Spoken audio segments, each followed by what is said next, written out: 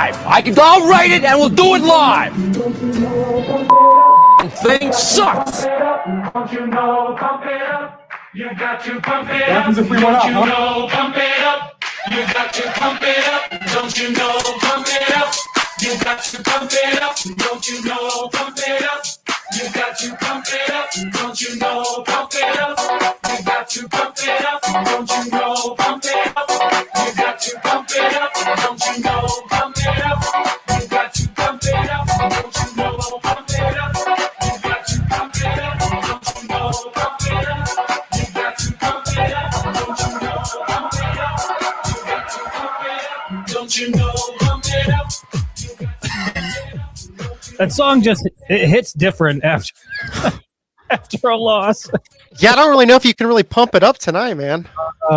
You can't really pump it up tonight. Going live here post game after Michigan-Washington. Obviously, for anybody who watched that disaster of a game, Michigan goes down in Seattle, loses 27-17. I don't know what kind of I don't really know what kind of show this is going to be. Maybe a late night therapy session for those that had to watch it. I'll tell you this, Trent. I'm really glad I didn't fork out the the $1,500, the $2,000 to fly out there and to see that in person. It was nice to. I felt that fandom in me come back. I know I've said this a million times, but when I'm shooting from the sidelines, you just kind of get caught up in trying to capture really good photos and you don't really feel the game. There's no emotion tied to it. And I was screaming at the television. I was an emotional wreck throughout much of the game. And, there was a bit of excitement there, a little bit of happiness, and then quite a bit of pain. Trent, you sat back, you got to watch this thing. Overall thoughts on what you just saw from the number 10 ranked, which is not going to last long, but no, it's not. Wolverines in their first road contest of Washington. Well, honestly, once they got down 14-0, Schroeder mixed the change, put Jack Tuttle in. He kind of gave that Michigan offense a new sense of energy. They went down, scored the next 3 drives that he was in. They took a 17-14 lead. I actually kind of felt like at that point in time that what we were used to seeing from Michigan, how they would start off strong, finish terrible, still win games, but finish terrible. It was kind of reversed a little bit, and Michigan was going to finish really strong with Jack Tuttle. And it's not like the Michigan offense quit moving the ball. It's just the fact that turnovers, same thing that we saw when Davis Warren was quarterback. My goodness, yeah. Turnover after turnover. And then Jack Tuttle, he fumbles the football. He tries to force one to Colston Loveland, little behind him, interception. And that's what cost the Michigan offense on Saturday night, were the 2 turnovers. Defensively, I was extremely high on Jair Hill the last 2 weeks, and he had a poor showing. Zeke Berry, poor showing. The Michigan secondary was absolutely terrible. Makari Page, he didn't have a good game once again either. And I guess what baffled, maybe you can answer this question for me. I don't know. What baffles me is watching Jair Hill. He lines up 8 to 10 yards away. So much soft coverage. I don't know if that's coaching, if that's inexperience, or what it is, but whoever is playing Michigan, they can constantly pick on him on that side of the field.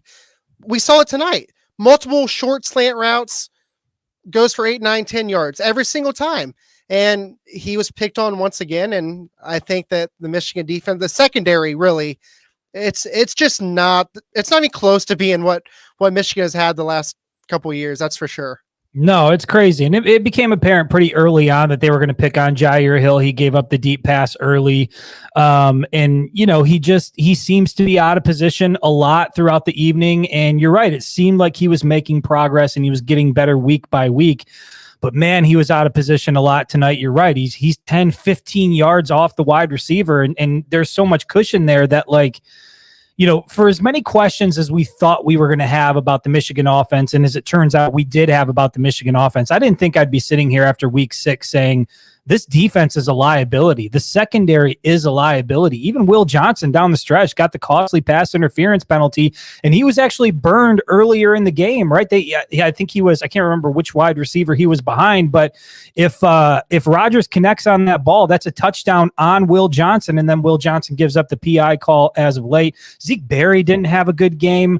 I just think overall, I don't know what the solution is to this Michigan defense, but, going into the game, what we said is you had to have a full 4-quarter of dominance from the Michigan defense. And we thought we were getting close to that based on what we had seen over the last, few weeks. They looked dominant in the first half. The second half is a bit of a different story. And then tonight, man, that secondary, I don't know what the solution is. There's a lot of people in here that think Wink Martindale needs to go.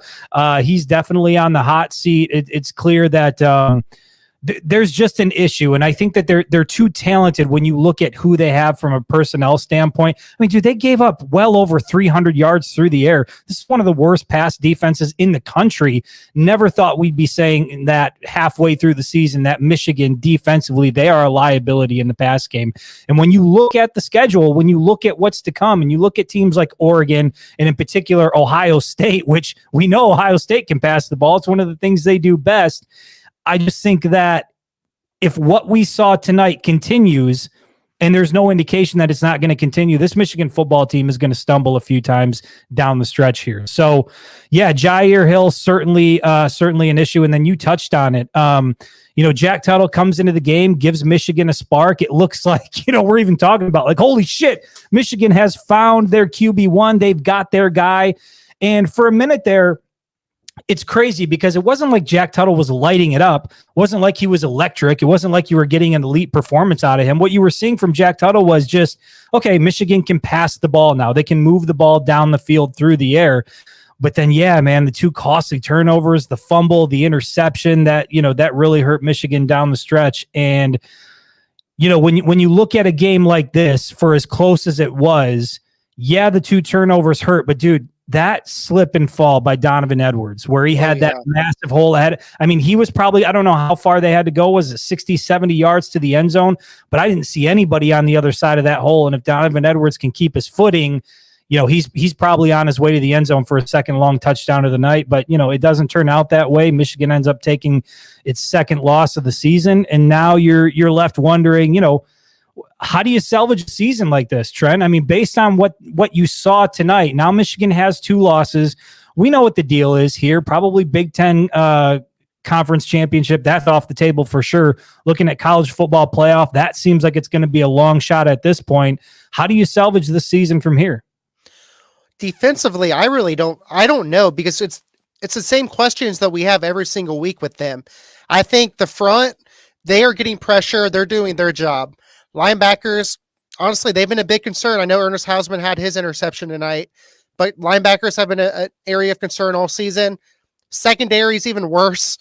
You have two young guys back there who are starters, supposed to be really good, and I think they probably will be before it's all said and done in their Michigan career. But right now, both of them, Hill and Berry, are both liabilities. Even safety play has not been all that great this season. And it's not like Michigan has a ton of depth where you just turn to Jaden McBurrows. He's out. Amir Hall, he was out tonight. You have so many players that are injured. Wesley Walker from Tennessee, he's been banged up. Yeah, that injury report pre-game, I did not expect to see that. I mean, there were like 12 guys that were ruled out. You have Derek Moore on the edge ruled out. You got 2 of your starting offensive linemen ruled out. That was a bit of a surprise. And I mean, you can see it here in the comments, like, Sherrone Moore needs to be fired. Wink Martindale needs to be fired. Kirk Campbell, fire everybody now that Michigan has their second loss. I mean, do you think this is what it has felt like to be like an Ohio State fan over the last 2 years? I mean, if this is what they're going through, I can see why they're so miserable on social media. This sucks. It sucks getting your ass kicked. And it sucks having to do it. But you know what we're not going to do here, Trent? We're not going to make excuses. I think that's really the difference. Like, what you saw tonight is what it is. Washington was just the better football team. And keep in mind, Washington went on the road and lost to Rutgers. And I remember talking to you after that game. I'm like, Washington is a very winnable game.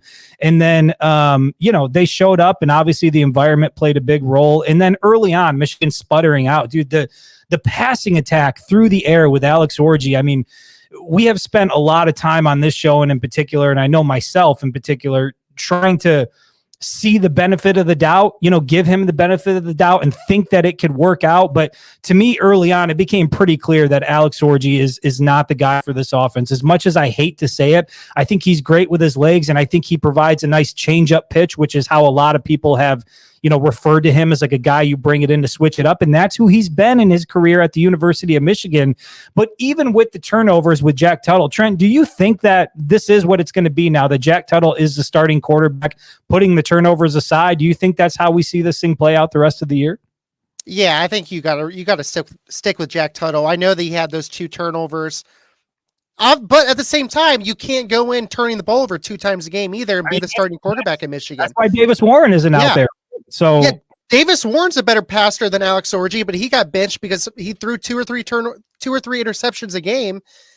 Even though Jack Tuttle's clearly the more polished quarterback on this roster, you can't go out there and turn the ball over 2 times a game and expect to keep your job. But putting that to aside, yes, Jack Tuttle clearly gives this offense what it needs going forward. And you go into a bye week, you have a whole week now to get Jack Tuttle, get him with all the packages, everything that he needs going forward to Illinois, and see what happens. But I think that I do feel like this offense got a spark with Jack Tuttle when they brought him in. Yeah, and how about the odd random appearance from Amarian Walker, who comes in and actually makes a catch? That connection from Jack Tuttle to Amarian Walker down the field, and then Amarian Walker goes off to the sideline, and we never hear from him again. Let me just ask you, it looked like things were starting to function offensively when Jack Tuttle came in. And I think anytime you bring in somebody new, like there's that initial spark. But in terms of the play calling and the way that this game was called with Jack Tuttle behind center, like, how do you feel about the job that Kurt Campbell did offensively? I think early on, listen, I'll say this. I think early on we got pretty good insight into how limited Kurt Campbell was with Alex Orji, because they were trying to move the ball down the field through the air and it just wasn't working. I mean, he had that one pass, I think it was kind of like a flea flicker, whatever type of trick play they were trying to get off there, and Alex Orji threw it down the field into double coverage. I think he was trying to hit Colston Loveland, but it became clear that the passing game with Alex Orji just isn't going to be anything better than what we've seen through at least, 2 weeks and then into the first half against Washington. How do you feel like Kurt Campbell did once Jack Tuttle came in? I mean, in terms of just calling the game itself, do you think it was where it needed to be? Or do you agree with a lot of people in here that that's still a big issue for this Michigan offense? Honestly, overall, I didn't think Kurt Campbell called a terrible game this one. Even with Alex Orji in, they tried rolling him out a few times, throwing the football. They did a few trickery plays in there. Like, he opened up the playbook a little bit against Washington. But you got to also remember, 2 of Alex Orji's passes were batted down, and both of them looked like they were going right to his target for a first down. So if those passes don't get batted down, those drives are still rolling. We don't know what happens there. Jack Tuttle has one batted down as well. You had 3 passes batted down. Overall, though, I wouldn't blame this offensive performance on Kurt Campbell, but you had 2 costly turnovers in there, 2 of them, and they were extremely costly. Both of them, you're going down. The second one, no, the fumble, I guess Michigan wasn't going down for a score, but the interception, I think they were close to midfield when it happened, and you're down by 7. You go down and get a touchdown. It's a brand new ball game again. But to me, those were the costly things for Michigan. Yeah, no doubt about it. It's always good to have Buckeye One in the comments. He says, hey, come on, last few years they knew the plays. Don't put that on the guys this year. Like, look, I get it, Buckeye One. This is the biggest win you've had since pre-COVID, and so it comes courtesy of Washington. I'd be doing the same thing. I would honestly be, if I hadn't experienced a win over my rival in so long, of course I would be celebrating another team getting the W, much of the same way we did where was it? I think I was sitting in the lobby for the Rose Bowl when I watched Missouri beat the shit out of Ohio State last. So yeah, I mean, we were all celebrating that stuff. Like, I get it, man. It's rivalry stuff. Jenna says that she misses Harbaugh. Yeah, man. I don't know. I don't really know. I thought maybe the whole plan coming on doing a post-game show was to talk about a Michigan win, and it just really feels like this is a venting session. And offensively, there's a lot of work, and Khalil Mullings wasn't at his best tonight. I mean, still a hard runner, but Donovan Edwards, we saw some of the explosiveness still even through the air. Even when Jack Tuttle came in, like, there were some completions in there, and he was finding some success through the air, but it wasn't like Michigan. When you look at the numbers, let me pull it up here. But I mean, overall, I think they got to over 100 yards, right? Yeah, 113 yards through the air. So once again, even with Jack Tuttle in the game, what did he finish with?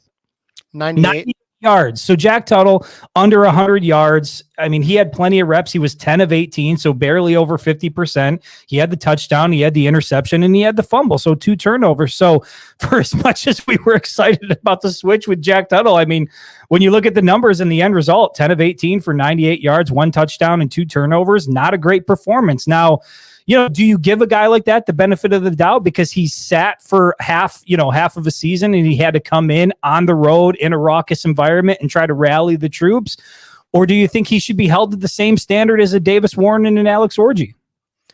Yeah, I mean, he came in and looked great. I mean, he played basically a whole half of football, third quarter football. He looked good. And then all of a sudden he turns the ball over twice. So no, I think you got to hold him to the same standard as Alex Orji or a Davis Warren. And look, Davis Warren and Alex Orji were brand new quarterbacks. They had zero experience, especially throwing the football. Jack Tuttle was a 7th year quarterback. He played in Indiana. He played a little bit here at Michigan, but he's been around the block. He's played in college football. He knows how it works. He knows if your number is called when you're on the bench, you got to come in and perform. Yeah. And while I think he did for the most part, he also had 2 glaring turnovers that you can't forget about. Yep, no question about it. And Steven from the Facebook page, I mean, look, this is what I'm not going to do and what we're not going to do. I know that it looked like a pass interference call was missed there on Marlon Klein, but look, when you look at the way that this game played out, like Michigan shot themselves in the foot. Michigan missed opportunities. Michigan's secondary was bad. You had 2 turnovers in the second half that were costly. You had Donovan Edwards slip when the hole was wide open and he could have taken it 70 plus yards to the house.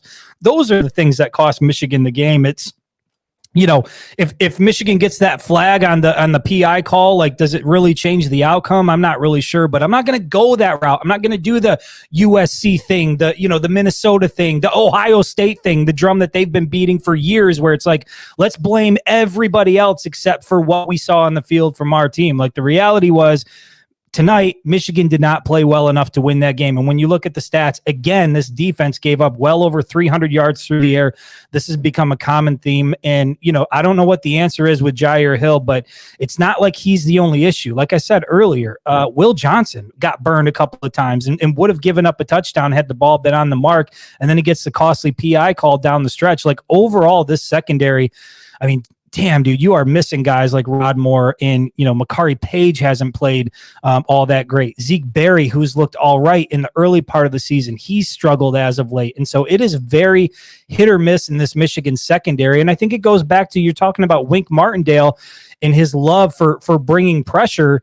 I don't know if the secondary is good enough to play that way. And when you watch the pregame and you talk, Nick Saban was going through what made this Michigan defense so good. And he was talking about the guys up front and their ability to get pressure, and Mason Graham and Kenneth Grant and what it allows the secondary to do. But overall, I think the secondary is so far away from where it needs to be. And I'm shocked sitting here saying that when you have a guy like Makari Page, you got a guy like Will Johnson, you've got Quentin Johnson, who's a veteran back there. Like, they've got guys with plenty of experience back there.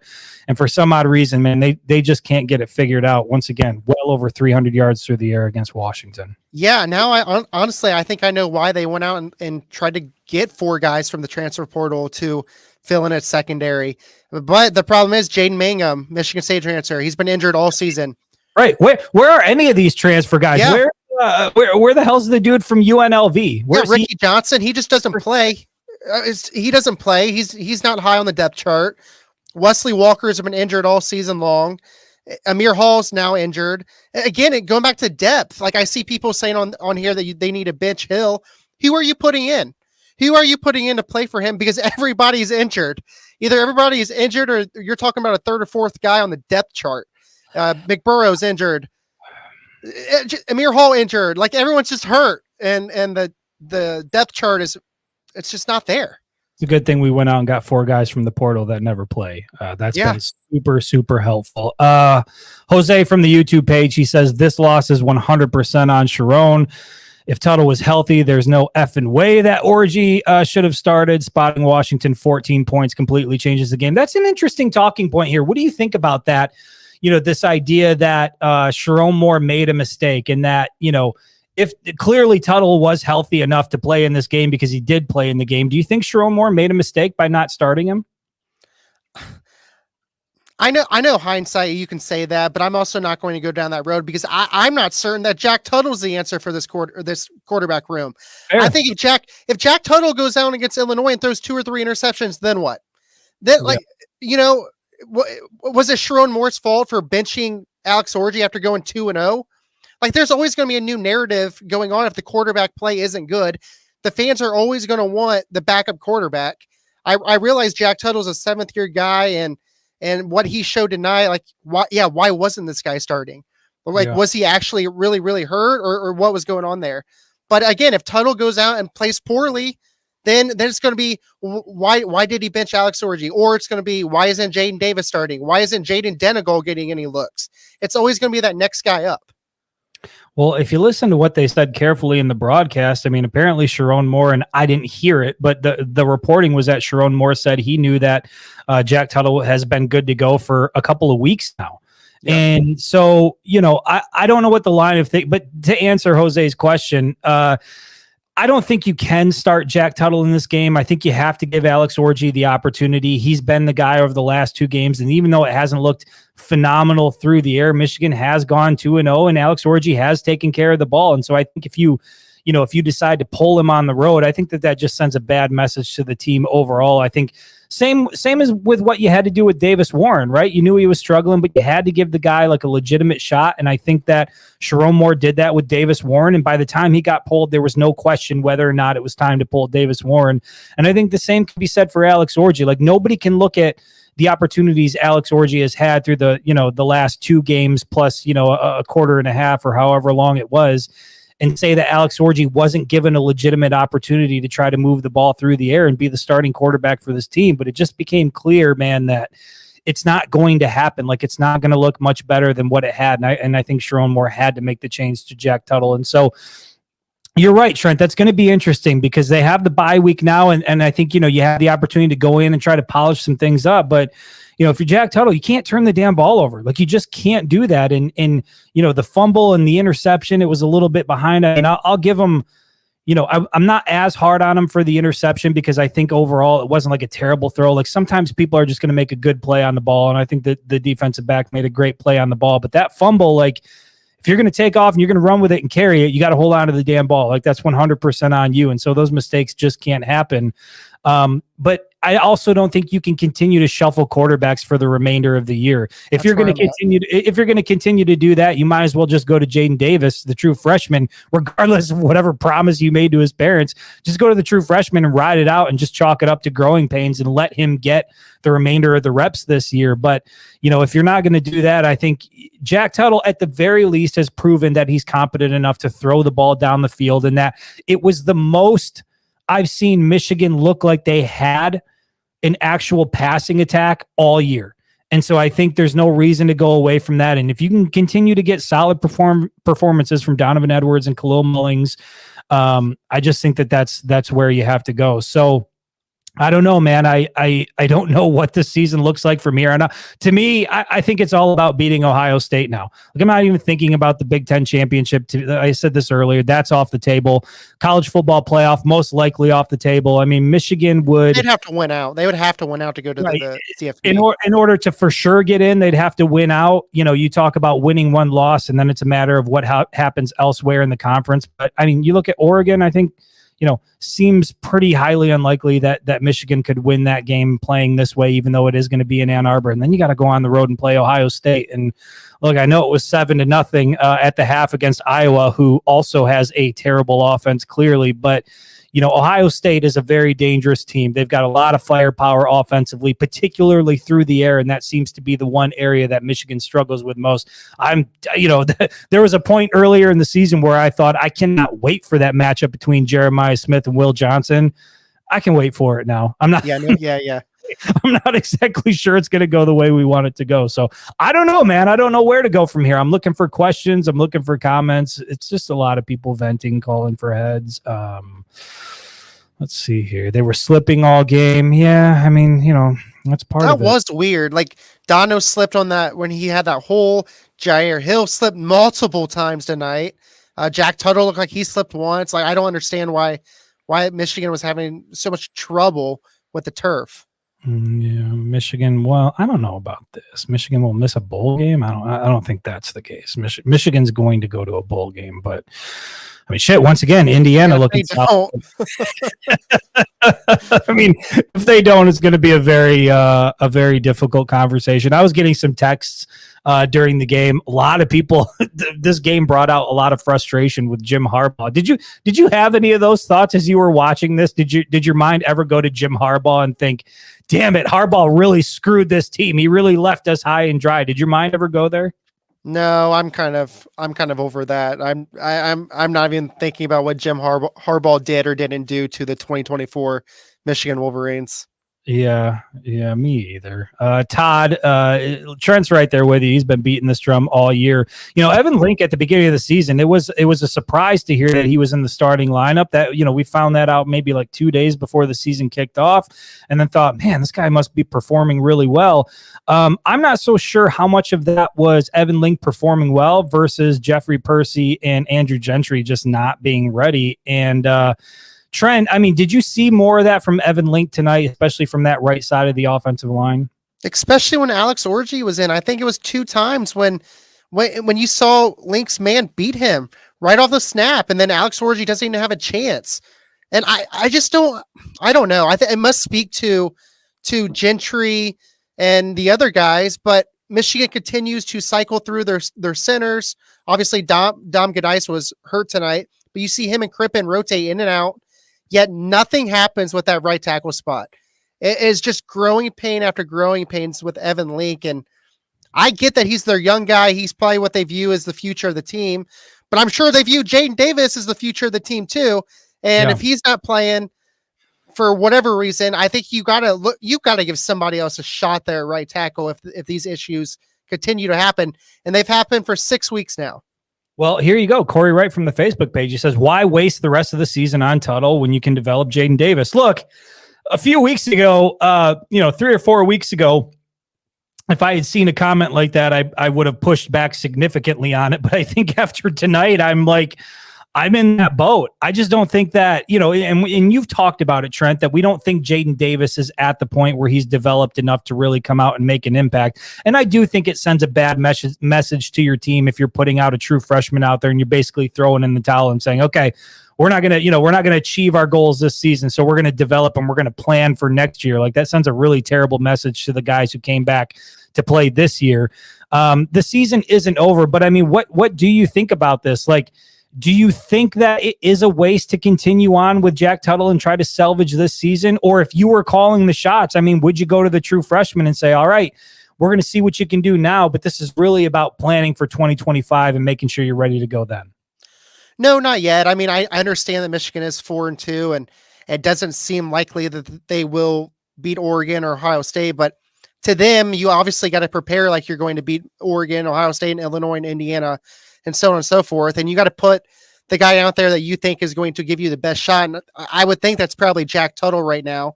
I'm still in the mindset that if Jaden Davis from day one was the best quarterback on this roster, even though he's a true freshman, I think Sherrone Moore puts him in as the starting quarterback, but he isn't.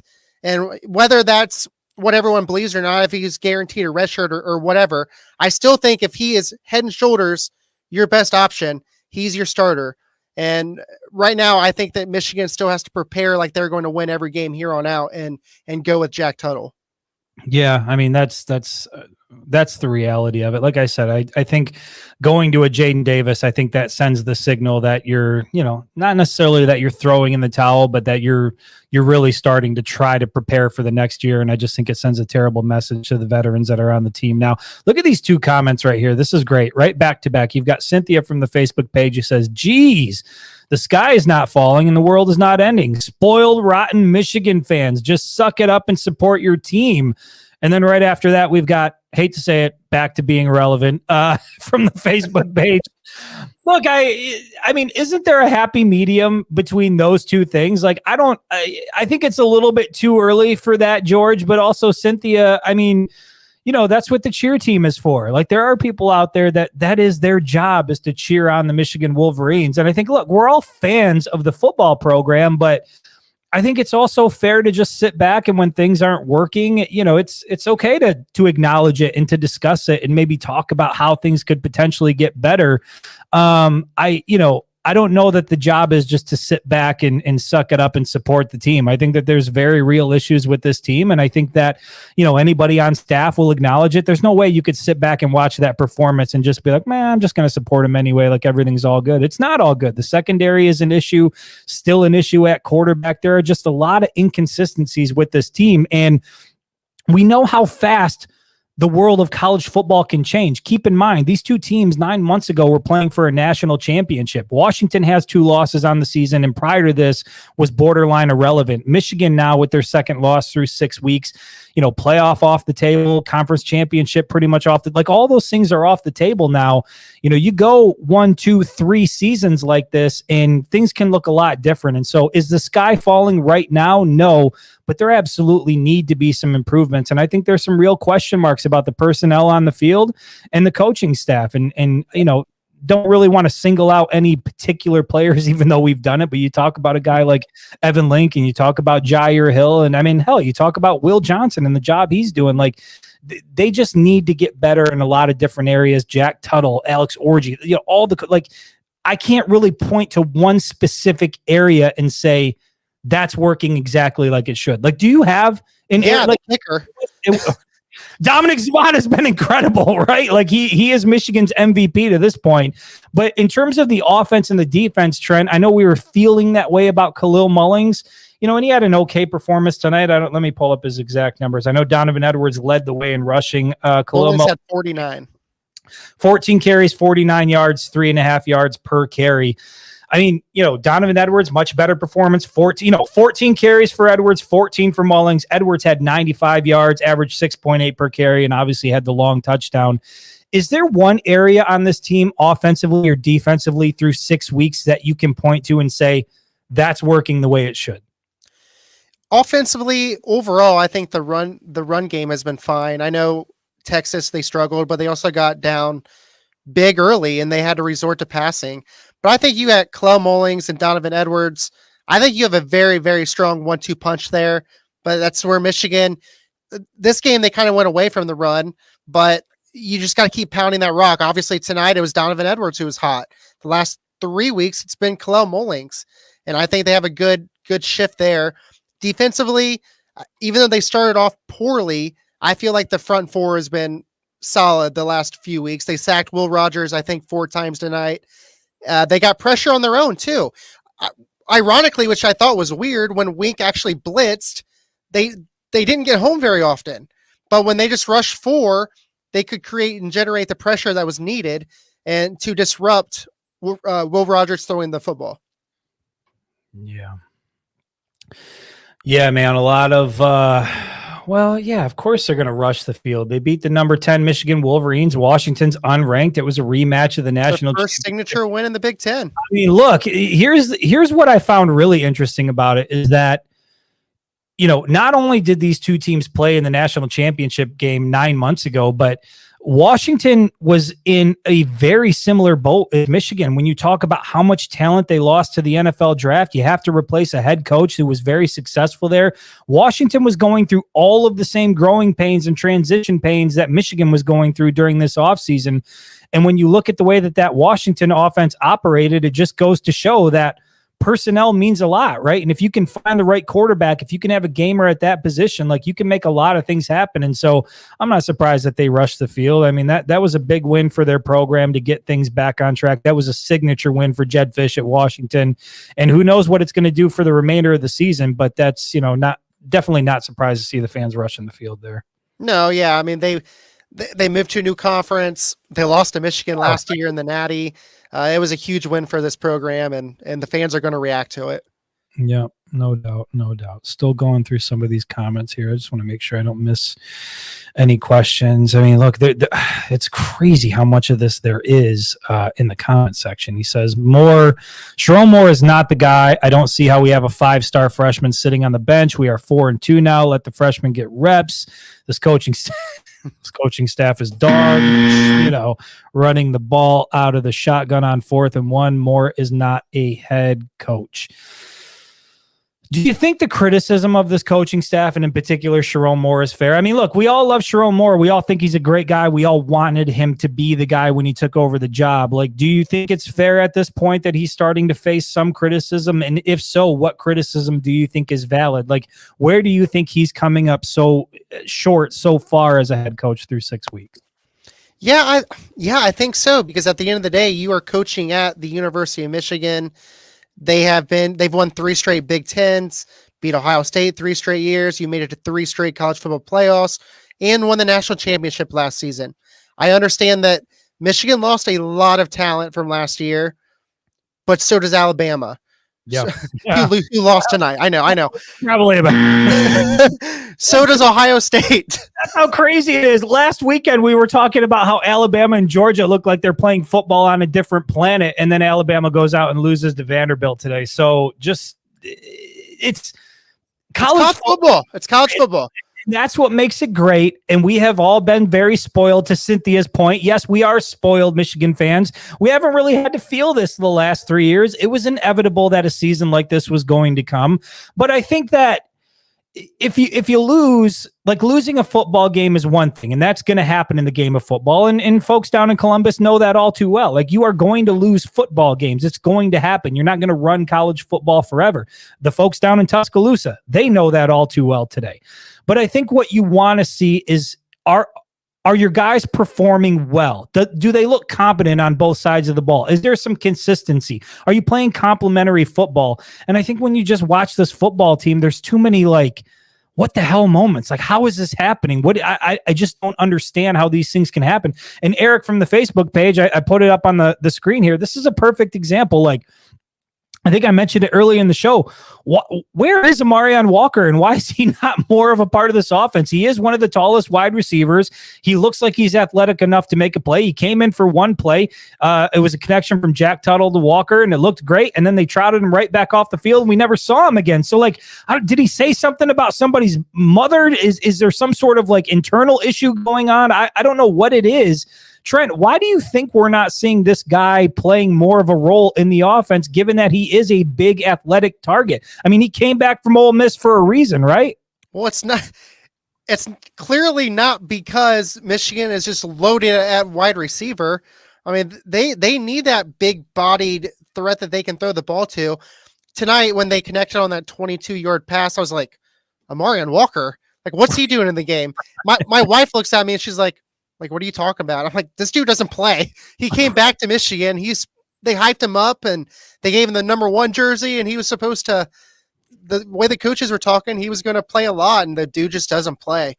And like you said, yeah, he catches that pass and he goes off to the sideline. I don't recall seeing him again in the game. Whether he was or not, I don't know. I'll check out PFF tomorrow and see what the snap count is, but I don't recall seeing him in the game again after that. Yeah, this, You go up, you take the lead they took the lead 17-14, right? They came rallying back. They were down 14-0, took the lead 17-14, and then didn't score again. Jack Tuttle on 3 consecutive drives helped Michigan put points on the board, and then they just completely stalled out. I don't know what this means. Wordy from the Facebook page says, you people. I mean, what do you mean by you people? Who are you talking about here? Mr. Jones from the YouTube page says this coaching staff is wasting a talented team, not looking good for next year. Look, that is one of the things that I will say. I feel like, to me, this year was a good year for Sharon Moore because there was still so much talent on the roster, particularly on the defensive side of the ball, that it looked like it could have floated him, where maybe next year might have been that sort of like, okay, now it's going to be a rebuild year because you're going to lose Kenneth Grant. You're going to lose Mason Graham. You're going to lose Will Johnson. You're going to lose Makari Page. We'll see what happens with Rod Moore. And then on the offensive side of the ball, you're going to lose Colston Loveland. You're going to lose Donovan Edwards. And so, yeah, it felt like this was a great opportunity for Sharon Moore to capitalize on a year where, even though they lost so much to the NFL draft, there was still a lot of talent remaining. I don't know. Do you feel like this is a waste of talent? Do you think this is a coaching staff that is wasting talent? Or do you think it's just very much, the guys on the field, they have to hold up their end of the bargain. They've got to execute. They got to play disciplined football, and we're not really seeing that. I think it's kind of a good 50-50 there. I mean, look what the coaching staff did with Mason Graham and Kenneth Grant and Will Johnson, even Ernest Hausman last year. He was actually a really good number 3 linebacker for Michigan. Makari Page, Donovan Edwards, like the coaching staff, Jim Harbaugh regime did more with the players and the talent than what this current coaching staff appears to be doing. I mean, I would argue that really none of your star players are performing like they are star players. We spoke about Will Johnson earlier. He didn't have a great game. I think Mason Graham played okay. I think Colston Loveland played okay, but none of these guys are just standing out. And the concern going into next season is Mason Graham, Colston Loveland, Kenneth Grant, and Will Johnson are all going to be going to the NFL draft as juniors. What does this team look like next year? That right there is a major concern. Yeah, I mean, that's a major concern for next year, but I think right now it's about, get into the bye week and try to get this thing figured out, because you got to go on the road and play Illinois, and it's not like, I don't think I don't know that anything is going to come easy for this team for the remainder. I mean, a lot of thoughts on Jim Harbaugh here in the comments. Oh yeah. A lot of people calling for Dave Portnoy to come through ASAP with his multi-million-dollar offer, which, by the way, he did have a conversation with Sharon Moore. And so who knows what's going to end up. Yeah. Do we get year 8 for Jack Tuttle? Do we, do we get another year out of the veteran? I'm not so sure, Mark. I don't know that necessarily anybody wants that, but yeah, man, this group needs to, they need to go into the bye week. They obviously need to get healthy, but they got to regroup and they got to figure out. I mean, this is a dangerous point now for this Michigan football team.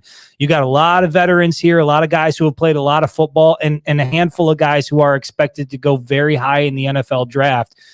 What is it you do now for the remainder of the season when it looks like Big Ten championship off the table, when it looks like college football playoff may not be a reality? How does this team that has become accustomed to so much success, who came back for another run at it, what do they do? How do they respond? How do they keep it all together? I thought, look, one of the few bright spots of this game, I thought, was seeing Donovan Edwards on the sideline with Michigan trailing, and he sort of pulled all the players out onto the field and had that player only meeting and was, doing what leaders do and doing what captains do. And I think that this is going to be a true test of those leaders that are left in Ann Arbor. And this is where that culture gets decided, if it's still there. I mean, you remember they were talking about, following that 2020 season, when guys like Aiden Hutchinson and Josh Ross, they called everybody into a meeting and they said, this is the standard. This is the way things are going to operate from here on out. You wonder how much of that is left in Ann Arbor based on what they lost. And I think that these are the times that are really going to test that. And so, you got Illinois coming out of the bye week. Let's just take a look at what's remaining for the Michigan schedule here, just so we can sort of forecast how we think this is all going to play out. So it's Illinois out of the bye week. Where are we at here? Let me get to Michigan. Is it a Michigan State after Illinois? It is. So, yeah, Michigan goes into the bye week, and then you come out, you go on the road to play Illinois. Then you got Michigan State at home, You stay at home against Oregon the following week. Then you go on the road to Bloomington. You play Indiana, who is now 6-0 on the season. And then you got Northwestern. That game's scary. It is scary. Indiana, I'm nervous about that one on the road. If it was in Ann Arbor, I would feel, but look, man, you've got on the road at Illinois. You've got Michigan State, who looks like trash, but it's a rivalry game, and we've seen before anything can happen in a rivalry game. Then you've got Oregon at home. Then you've got Indiana on the road, and you've got Northwestern at home, and then Ohio State on the road. Dude, there are 5 more games on this schedule that I think are legitimate potential losses for this Michigan football team. That doesn't mean that I think it's going to go that way. And Matt Kirby, of course, coming through. What happens if we win out, huh? What happens if I'll tell you what happens if Michigan wins out. They're in the playoff, and they're probably in the conference championship. But Matt, I love your enthusiasm. You think this Michigan football team is winning out with the type of football that we saw tonight? I think there's just too many issues, too many things that need to be corrected. And I think it would be great if we saw it coming out of the bye week and if they can shore up those things. But we're in week 6 now. I think we talk about this a lot. Like, at what point in time do you look at a football team and say, okay, this is pretty much who they are. We're not going to make any sort of monumental strides that are going to be very different from what we've seen. And now we've seen there is no longer that mystery with, well, what does it look like with Jack Tuttle? I think we saw what it looks like with Jack Tuttle. Jack Tuttle is a guy who can get the ball from point A to point B. He's very much a quarterback. He's a mobile threat, right? He can get out and he can make things happen with his legs. And I feel like if he can protect the ball, this Michigan offense can perform better than what we've seen through the first 6 weeks. But outside of that, we talk about where does Michigan need to be through the air. I think Jack Tuttle's a guy that can get them to 125 or 150 through the air consistently, which again is not asking a lot. If you go and you look at the national rankings, throwing for 150 on average through the air, that puts you at right around 100th nationally. So you're still in the bottom quarter of college football. But I think Jack Tuttle can get them there. And we saw what some of that can do with the running game. It opens up things for guys like Donovan Edwards to do what they do. So, outside of the little bit of the boost that I think we're going to get through the air, if Jack Tuttle remains the guy, defensively in the secondary, I just think this is who they are. I think this is who they are, and this is what we're going to see. And we just got to hope that they can make enough plays to try to, get some of these games down the stretch to go in their favor. But Trent, this one hurt. We'll feel this one for a little bit. Going to take the weekend to digest it. Trent and I will be back on Monday at noon to talk all about it. But we appreciate you guys for hanging in here. Pretty active show. We just wanted to let you come in and vent and, call for people to be fired and just get things off your chest so you don't take that anger to bed with you, because you definitely don't want to go to sleep angry. So hopefully you're able to get it out here in our little therapy session. We will be back on Monday at noon to talk all about it. Until then, have yourself a good weekend. Try to find some happiness out there. Wait, I got the thing to do it. Hey, listen, we'll end on that note. A little Mariah. Here we go. You just made it worse for everybody. All a lot for Christmas.